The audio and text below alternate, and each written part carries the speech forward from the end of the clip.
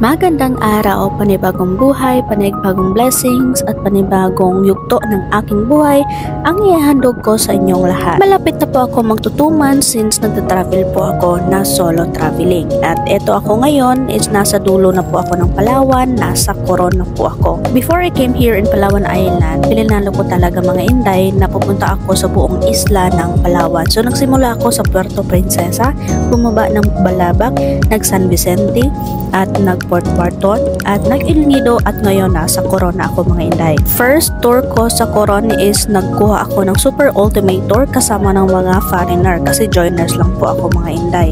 But this time kumuha ako ng private boat kasi gusto kong puntahan yung mga isla na hindi masyadong pinupuntahan ng mga turista. Usually sa mga bangka mga Inday ay nagkukos siya ng 3,000 to 5,000. But thankfully dahil nakita ko tong bangka na to at ang may-ari na to ay binigay lang ako ng 2,000. Solo po ako sa bangkang ito mga Inday at ako po ang may hawak ng aking oras at pwede ko pong sabihin sa kanila kung saan ako gustong pumunta. At dahil mahilig din ako mag-fishing mga Inday, so sila yung mga kasama ko dito.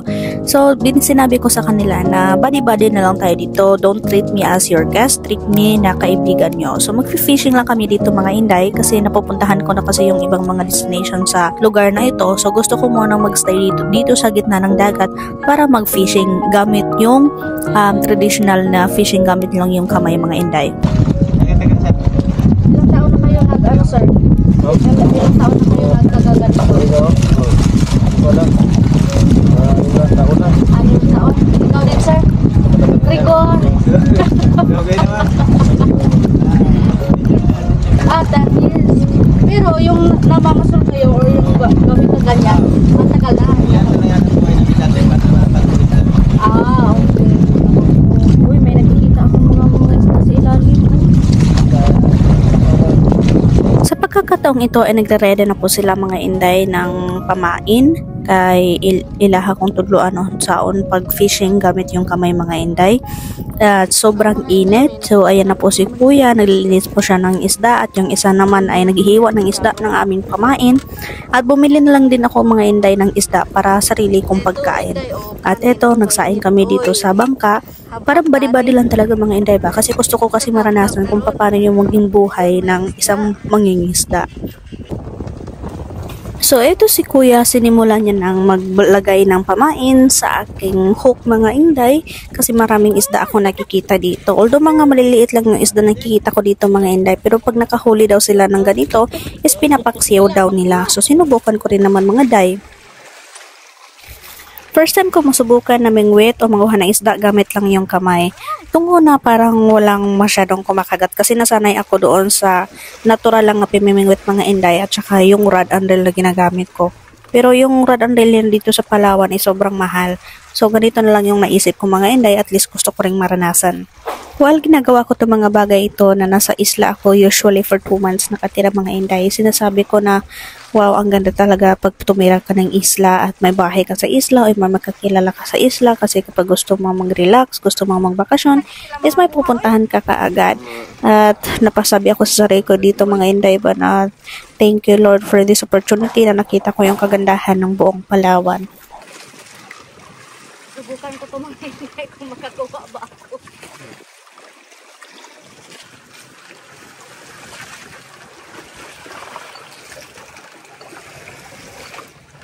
Asay sa yun, sir? Maging ani or katong kuan? Pingwit. Gapon to? Gwapo to? Kubit-kubit to, Raman? At finally, may kumagat na rin sa pain ko. Ito na. Ma'am, nakakuha na. Tunggan. Isda, tako. Unsa man nga isda? Alam. Unsa man nga isda? Ha? Kugkog. Sa English, black mamba. Black ombak. Gamaya pud ani oy ka cute. Daw po na paksiwan ma'am. Ha? Paksiwan. Siwon? Oo. Uy, naidag ko ana. Sige, manguha tag dagko ani. Oo. Ang anak pa na, ma'am. Ang anak pa. Oh. Anak pa na na. Anak pa ni. Bukan sara. Ang papa ani, kuha na to. Papa, mama. Hindi muna tayo mag-uwi. Wala akong huli isda. Oh, di tayo mag-uwi basta walang huli. Uy. Lah, tulo. Lah, ayun na, ayun na. Ayun na, ayun na. Ayun na. Nandun na. Malaki na. Agad niya. Ang kuya. Ang kuya. Galing ni ma'am. Galing pala itong mangisda ni ma'am. Ayan. Mamaya, mama na. Lolo, wala pa. Ang ate na lang. Ang ate. Kunin natin ang ate. Transfer kami ng ibang spot ng Inday para mag-fishing dito. O, diba? Tingnan nyo ang koron. Ang ganda ng koron. Koron, Palawan. Sila mga Inday. Uuwi yun sila sa isla nila mga Inday. Ang init. Tapos may bata pang dala.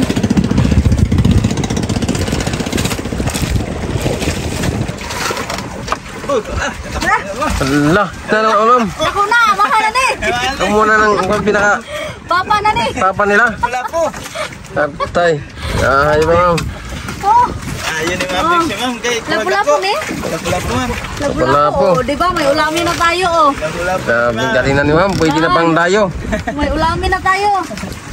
Dayo ta sa usakan. Ibang lugar. Bawi ang pamasahe ni ma'am. Ibinta na to sa China. Pinta na sa China.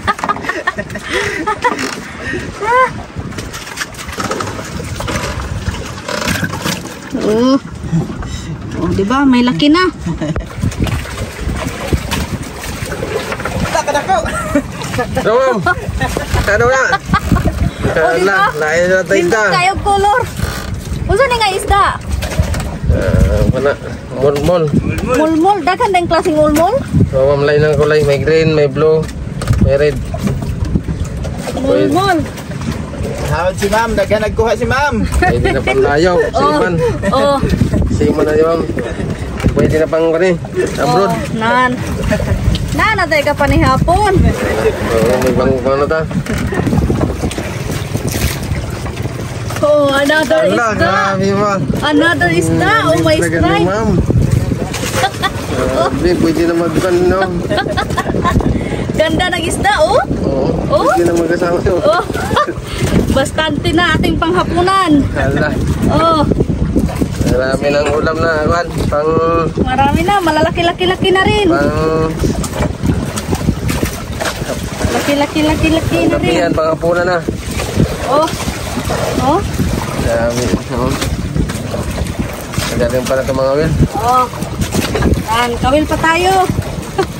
Abot pamahaw. Yung kuha mga dayon. Ay, ito. Oh. Ito yung malaki, oh. Oh. Oh. Ito, namatay talaga siya dahil. Ang bilis yung namatay. Kapag ko lang nito. Ito yung huling nakuha ko. Ito. Diba? Kain na kami mga dahil. Malaki na mahuli namin isda, oh. Oh. Huli na ma'am yan.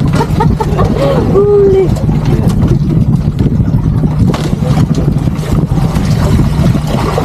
Ito, oh. Ano ko? Kasawan.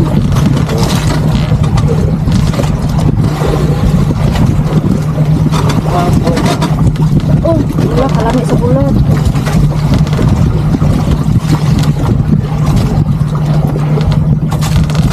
Wala to sa bukid mga guys. Hindi ako makapaganito ng bukid. Ito ng bukid ko. Ano tawon? Falls ko tawon. Manok yung bukid. Ha? Manok.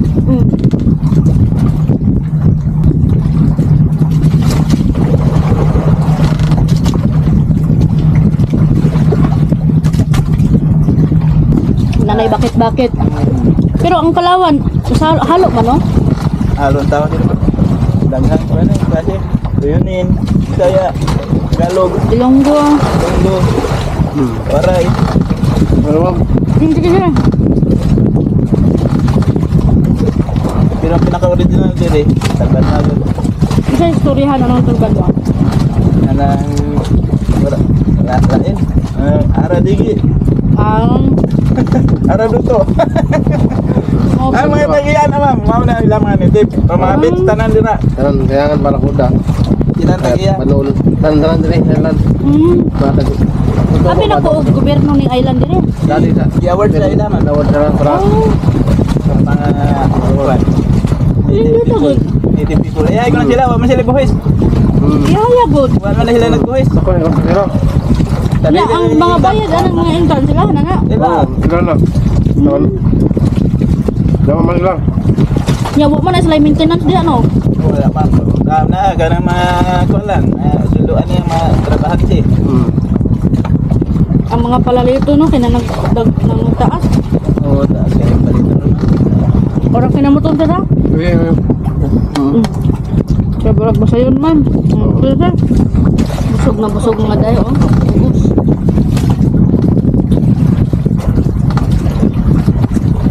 Pagkatapos namin kumain ay dumiretso kami dito sa floating cottage kung saan pwede din ka kung makapagpahinga, at good thing dito mga inday dahil dalawa lang yung tao na nandito, at pagdating ko mga inday is umalis din sila, so solo ko yung floating cottage. At syempre may katibayan din tayo, nasa isla talaga tayo nakatira mga day.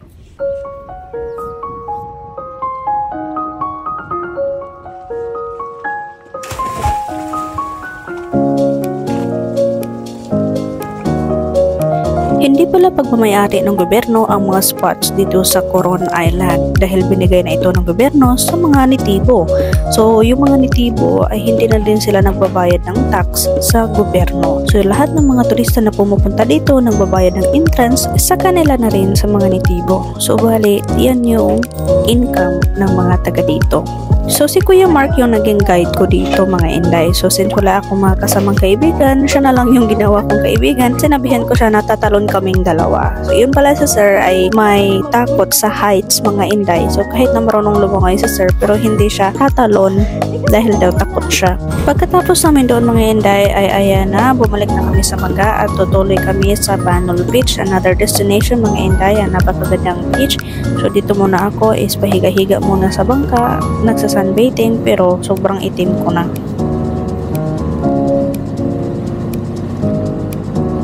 Andito ako sa Banol Beach wherein walang masyadong maraming tao at 3 boat lang po ang andito mga inday at napakalinaw po ng tubig.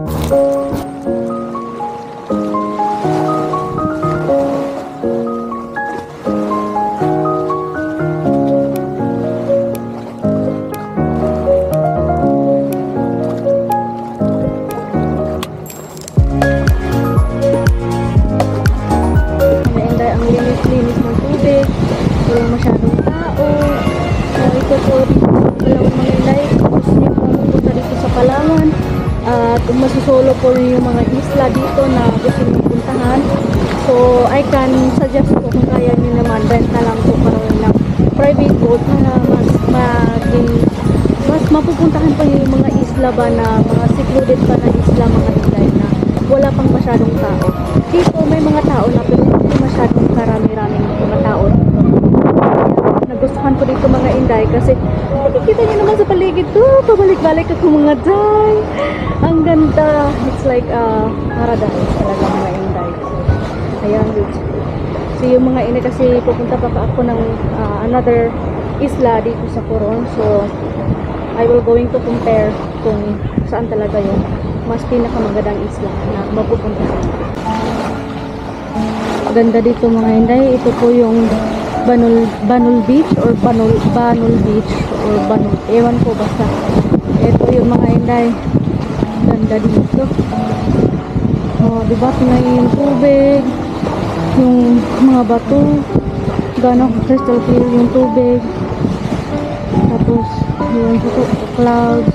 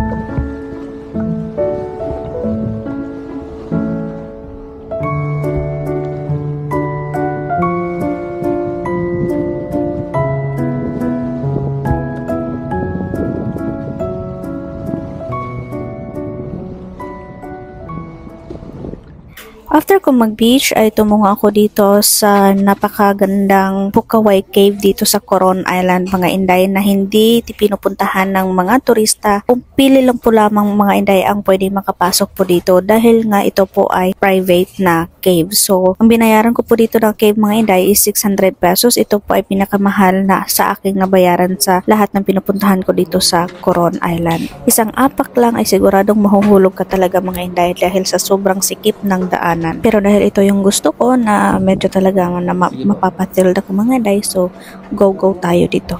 Yung nakakapunta lang pala dito sa cave na ito is yung kumukuha ng private tour. Pero if kung joiners ka mga inday is hindi nila ito ini-include sa mga packages dahil sinasabi ng may-ari dito na i-reserve nila itong cave na ito dahil kapag maraming taong pumupunta masasira daw yung cave nila. Masikip man at mahirap ang daanan pero pagbaba ko mga inday pagkakita ko pa lang sa ilaw ang ganda-ganda. Ganito siya kaganda dito sa loob mga day. Kapag may ilaw. Katak sila ng kadilim. Lalala ko dyan. Ang ibang guest. Paano lang.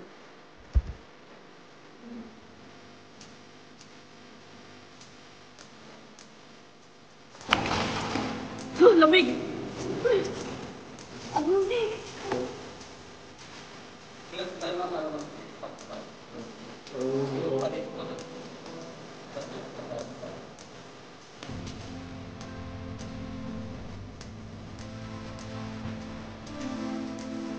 Ang sarap-sarap ng tubig at ang lamig, ngunit hindi ko inasahan na biglang nawala ang ilaw. Ay, inday, walang ilaw. Nahala. Sir, wag mo niyo akong iwan ha. Oh my God, sir. Sabi.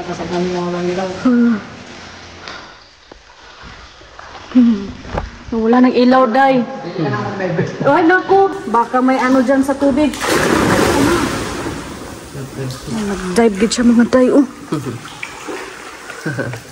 Naisukoy.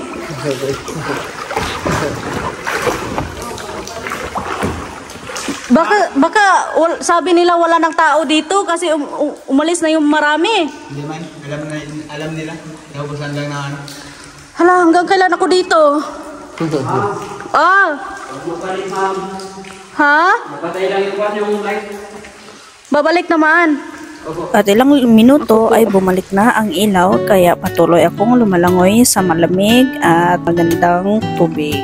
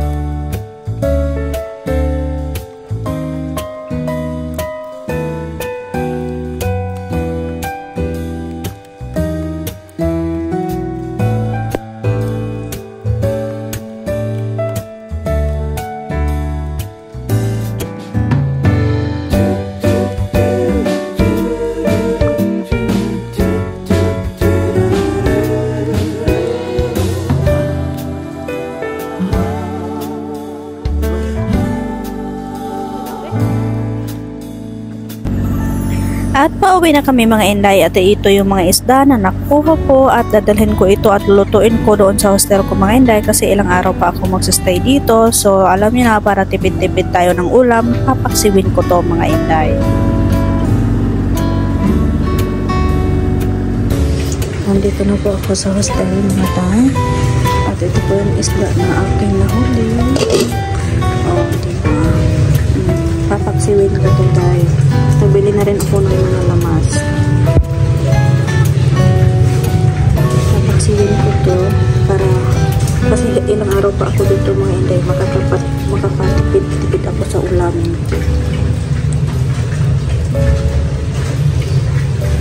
Kiitin ito lahat mga day. Mabuti na lang yung hostel na nastehan ko mga Inday ay may sariling kusina at may sariling mga gamit at pwede ako makapagluto dito kahit ano mga Inday. So may sarili din silang mga pusa na nag-aantay sa akin kung kailan ko sila bibigyan mga Inday. So dito po ako sa Happy Camper ng Coron, Palawan, which is yung per night ko dito is 200 plus lang po. Ito na Day, ready na para isain natin ang ating ulam.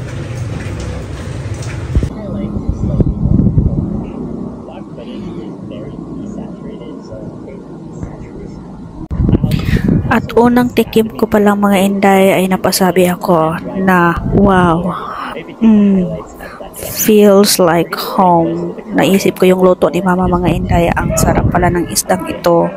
Wow, ang sarap-sarap talaga mga Inday. So, kakainin ko to hanggang ako matapos yung tour ko dito at stay dito sa Palawan. Kain tayo mga Inday at dito na muna ako. Bye-bye!